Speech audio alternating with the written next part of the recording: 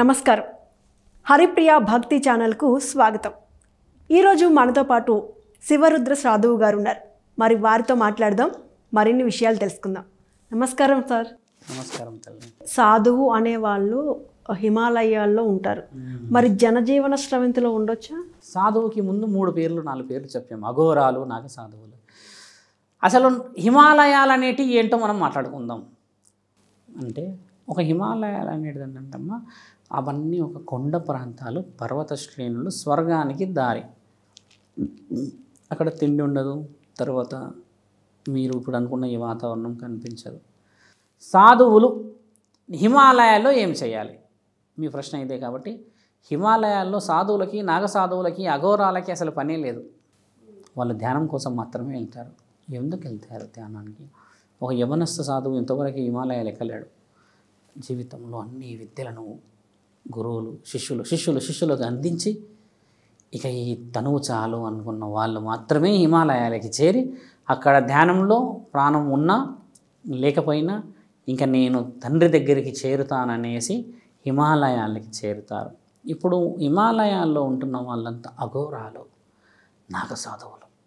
సామాన్యమైన సాధువులు, స్వామిలు హిమాలయాలకు వెళ్ళేంత శక్తి ఈ శరీరానికి ఇప్పట్లో రాదు. పరమాత్ముడు కూడా రానియడు అక్కడికి. ఎందుకంటే చేయాల్సిన కార్యక్రమాలంతా ఈ సమాజంలో పెట్టుకొని హిమాలయాలకు వచ్చేసి తండ్రి దేహాన్ని నేను, నా దేహాన్ని తండ్రి చూసుకుంటూ కూర్చుంటే మరి బాగుపరిచేది ఎలాగ తల్లి? మంచి పనులు చేయడానికని ఇక్కడ పుట్టాం. అదే మీరు అన్నట్టుగానే సాధువుని అక్కడ హిమాలయాల్లో ఉంటే ఈ దేహం ఎందుకు వచ్చేది? ఎక్కడో ఉండి అక్కడి నుంచి అక్కడికి వెళ్ళిపోయాం. ఇక్కడ వరకు ఈ హైదరాబాద్లో, ఈ భాగ్యనగరంలో ఈ గుడి కడుతున్నాం, కేదార్నాథ్ ఆలయాన్ని కడుతున్నాం అంటే హిమాలయాన్ని హైదరాబాద్కు రప్పిస్తున్నట్టేగా. అంటే మరి అంతటి పుణ్యం, అంతటి పరిష్కారాన్ని పరమాత్ముడు మాకు ఇచ్చిందంటే మా యొక్క ఈ జన్మకి అర్థం ఉన్నదనే కదా. మీకు తెలిసి ఉండవచ్చు. కేదార్నాథ్ కడుతున్నాం అంటే హిమాలయాల తర్వాత ఏ గుడి లేదు. ఇంకా కేదార్నాథ్ దాటితే ఇంకా గుడి లేదు. తర్వాత ఉన్నది కేవలం స్వర్గానికి మెట్లు అంతే. అక్కడ ఉన్న ఆ చిట్ట చివరి గుడిని హైదరాబాద్లోకి తెస్తున్నాను నేను అంటే దాని అర్థం ఏంటంటే అమ్మ, హిమాలయాల్లో ఉన్న ఆ చల్లదనం ఇక్కడున్న ప్రతి ఇంట్లోకి రావాలన్న ఒక కోరిక మాది. హిమాలయాల్లో చల్లదనం ఉంది, అక్కడ పోయిన మనిషి ఒంట్లో ఉండదు చల్లదనం. ఇక్కడ మేము మనిషి ఇంట్లో, వారి ఒంట్లో సౌభాగ్య రూపాన చల్లగా రావాలి అన్న ఆశీర్వాద బలాన్ని ఎన్నో అవమానాలని భరిస్తూ తిరుగుతూనే ఉన్నాం. కాబట్టి ఏంటంటే సాధువులు హిమాలయాల్లో ఉండరు. ఉండవలసిన వాళ్ళు కారణ జన్మలు. అక్కడి నుంచి కూడా వాళ్ళు మొత్తం భారతదేశ చరిత్రని, ఈ యొక్క భూమిని, విద్యార్థులందరినీ చేర్చి అక్కడి నుంచి మానిటరింగ్ చేస్తారు వాళ్ళు. మహాకుంభమేళ విన్నే ఉండవచ్చు మీరు. కుంభమేళ, అర్ధ కుంభమేళ, మగు కుంభమేళ ఇందులో వస్తారు కదా. వీళ్ళంతా హిమాలయ పర్వత శ్రేణులు దిగి వస్తారు. వచ్చి ఎంతమంది మన వాళ్ళు ఉన్నారు, ఎంతమంది మంచిని చేశారు, ఎంతమంది శిష్యులు గురువులు మరణించారు, ఎంతమంది జీవంతో ఉన్నారు, ఇంకా మన యొక్క ప్రణాళికలు రానున్న 146 సంవత్సరాలకి ఒక పేపర్ వర్క్ ఉంటుంది వాళ్ళ దగ్గర. హిమాలయాల్లో ఒక సాధువులు ఎందుకు ఉండారంటే అమ్మ, జీవిత లక్ష్యాన్ని సాధించడానికి మనుషుల మధ్యకి ఇప్పుడిప్పుడే వస్తున్నారు. ఒకప్పుడు ఈ నాగ సాధువులు, అఘోరాలు వీళ్ళందరూ సమాజంలోనే ఉండేవారు.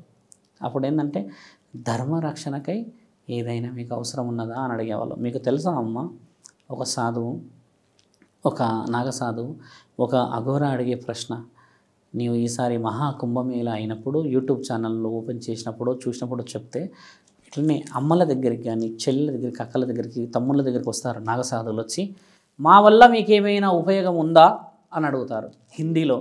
ఆప్కో కుచ్ జరూరీ హే హమారే సే అని అంటారు. Do you required any assessment or any physical support from our end అని అంటారు. So they can talk plenty of languages. అప్పుడు మానవులు ఏమంటారంటే, అమ్మో అఘోర ఏదో అంటున్నాడని మన వాళ్ళు అతి మర్యాదగా వెళ్తారు. ఆయన అడిగిన ప్రశ్న ఏంటంటే, ఈ భూమండలం మీద 100 సంవత్సరాల క్రితం అఘోరాలము, నాగసాధువులము, సాధువులమే కదా ఆడపిల్లలని, ఇళ్ళను, సంసారాన్ని కాపాడింది. 100 సంవత్సరాల్లో పోలీసు వాళ్ళు వచ్చారు, ప్రొటెక్షన్స్ వచ్చాయి, కమాండోస్ వచ్చారు, ఆర్మీ వచ్చింది. ఇంతమందిలో ఎక్కడన్నా మీకు మర్యాద తగ్గిందంటే చెప్పండి, మేము ఉన్నాము అని చెప్తారు. మీకు ఏదైనా అవసరం ఉందా మా వల్ల అని అడుగుతారు అక్కడ కుంభమేళలో. అదొకటే ప్రశ్న, అదొకటే జవాబు తీసుకొని వెనక్కి వెళ్తారు. ఇదే ధర్మం. మీరు ఇంతకు ముందుకు ఎవరైనా వెళ్ళిన వాళ్ళు ఉంటే మీరు వెనక్కి తీసి ఎంక్వైరీ చేసుకోవచ్చు తల్లి. ఆయన వచ్చి ఒక్కటే ప్రశ్న అడుగుతాడు. అందరూ అడిగారు, అది కూడా ఒక గురువు వస్తున్నాడు, ఏమైనా మీకు అవసరం ఉందా అని అడుగుతారు. అప్పుడు నిజంగా ఇక్కడ ఒక కుటుంబం, నిజంగా ఒక సమాజం, నిజంగా ఒక ఆడపిల్ల, ఇక్కడ కొన్ని వివరణల కొన్ని మర్యాదలు తగ్గినాయంటే చెప్పండి. అదే మహాకుంభమేళ వచ్చి ఆ ఊర్లో జరుగుతుంది. ఒక్కొక్కడి తల తీసి హరహర మహాదేవ్ అని కడపలో పెట్టి వెళ్తారు. వచ్చి తల తీసేస్తారంతే. ధర్మం కోసమే తప్పితే నా ఇంటి ఆడపైడ్డ పడచ్చు ఒక వివరణ కోసమని నిన్ను చంపట్లేదు. నీవు మనిషిని మనిషిలాగా చూడకపోతే నీ తలనే తీసి నీ ముందే పెట్టాము. అదే ధర్మం. హరహర మహాదేవ్ అంటారు. మన అత్యంత ముఖ్యమైన ఆస్తి ఏందమ్మా మన ఈ అఖండ భూమండలంలో? ఏంది మన ఆస్తి? నీవు ఆడబిడ్డగా నీకు తెలుసు. మన ఆస్తి ఏంది మన దగ్గర? మిమ్మల్ని అడుగుతున్నాం, మీరు చెప్పండి. మన ఆస్తి ఏంటి? మన ఆస్తి ఏంటి అని మీరు ఆలోచిస్తే, మన ఆస్తి నువ్వు నవ్వుతున్న చిరునవ్వు, నీవు చూపించే అమాయకత్వం, నువ్వు చూపించే ప్రేమ, నీవు నీ బిడ్డలకి గోరు ముద్దలు పెడతావుగా. చందమామ నిజంగా వచ్చి దగ్గరికి ఎదురాడు. ఈవిడ చూపించే ఆ ప్రేమ, ఆ ఆప్యాయత మన భూమండలంలో దాగుంది ఇంకా. అందుకే కదా ఈ అఖండ భూమండలానికి ఎంత విలువ ఇంకా దాగుంది. మన ఆడవాళ్ళు కట్టే కట్టుకి, మన ఆడవాళ్ళు పెట్టే బొట్టుకి, మన ఆడవాళ్ళు పెట్టే పువ్వులకి కానీ కట్టే చీరకి కానీ విలువ ఏ మండలంలో లేదు, భారత మండలంలోనే ఉంది. ఇలాంటి చిరునవ్వుని దోచుకోవడానికి దేశ విదేశాల నుంచి ఎవడెవడో వచ్చిపోతూ ఉంటే మేమెందుకు చూస్తామని ఇలా మీసాలు తింపిన వాళ్ళే అఘోరాలు తల్లి. అందుకే మా వల్ల మీకు అవసరం ఉందా అని అడుగుతారు. మేము చెప్పిన ప్రశ్న మీకు అర్థమైందా? ఆస్తి అంతస్తులు ఆడపిల్లలు మనకిక్కడ, మనం కట్టుకున్న గుడులు, మన నమ్మకాలు ఈ సాధువులు కాదు. నేను పోతే ఇంకో సాధువు వస్తాడు, నా తర్వాత ఇంకో సాధువులు వస్తాడు. కానీ ఎప్పటికీ కూడా చెరగనిది, ఎప్పటికీ కూడా చినగనిది ఆడపిల్ల అమాయకత్వం. అందుకే అమ్మ ఇంకా అఘోరాలు ఈ సమాజంలో తిరుగుతూనే ఉన్నారు. 150 ఏళ్ళ పైన ఉన్న వాళ్ళు ఉన్నారు అక్కడ, 200 సంవత్సరాలు ఉన్న వాళ్ళు ఉన్నారు అక్కడ, 500 ఏళ్ళ నుంచి ఆ దేహాలు అలా పడి ఉన్నాయి. ఒక్కొక్కళ్ళ గోరు 12 అడుగులతో ఉన్నాయి. ఎందుకున్నారంటే ఇంకేమన్నా అవసరం పడుతుందేమో అని. శివుడు ఆజ్ఞ లేనిది వాళ్ళు లేరు కదా. భూమండలం అంటేనే శివుడు, శివుడు అంటేనే భూమండలం కదా. కాబట్టి నువ్వు అడిగింది సాధువులు హిమాలయాల్లో కాదు ఉండాల్సింది, సాధువులు సమాజంలో ఉండాలి. హిమాలయాల్లో ఉంటే ఏమొస్తుంది తల్లి? అవునా కాదా? అడిగింది అర్థమైందా? ఇప్పుడు నీవు నవ్వుతున్న నవ్వు చాలా ప్రశాంతంగా ఉంది. ఆ నవ్వు కోసమే అమ్మ అక్కడ సాధువులు, అఘోరాలు, ఇక్కడ పోలీసు వాళ్ళు అందరూ ప్రాణాలు కూడా పతనం చేసుకుంటున్నారు. ఒక అఘోరాకి లేదంటావా కుటుంబం? ఒక సాధువుకి లేదంటావా కుటుంబం? ఒక నాగ సాధువుకి లేదంటావా కుటుంబం? వాళ్ళు ఎన్నో వెన్నుపాట్లు, ఎన్నో అవమానాలు, ఎన్నో చీదరింపులు, ఎన్నో ఎదురింపులు చేసి వేరే కుటుంబం అలా రోడ్డునకు రాకూడదని వచ్చిన వాళ్ళే అమ్మ ఈ దేహం అంతా. ఏ మాకు ఆశ లేదంటావా నా శరీరం మీద? 2 లక్షల జీతం వదిలిపెట్టుకొని ఇంటికి రావాల్సిన అవసరం ఉందా?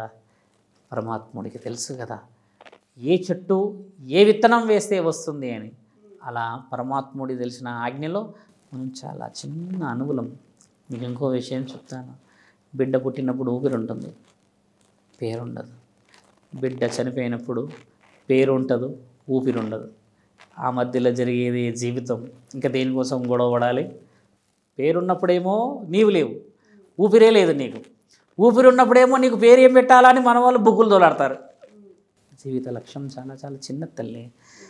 ఒక మనిషిని మనిషిలాగా చూడడమే సాధు లక్షణం అయితే, అవతల వ్యక్తి కూడా యువతల వ్యక్తిని మనిషి చూడడమే మానవ ధర్మం. నన్ను భిక్షాటకుడుగా చూస్తారుగా, భిక్షం ఎత్తుకునే వాళ్ళలాగా చూస్తాడు కదా, అది చాలా మంచిది. మాకు వాళ్ళు భిక్షం వేసే వాళ్ళలాగే కనబడతారు. వాళ్ళు మనల్ని మానవుల్లాగా ఎప్పుడు చూస్తారో ఆ రోజు ఈ యొక్క అఖండ భూమండలం నిజంగా సాధువులు అవసరం లేకుండా అదే హిమాలయాల్లో ఉండగలుగుతాం.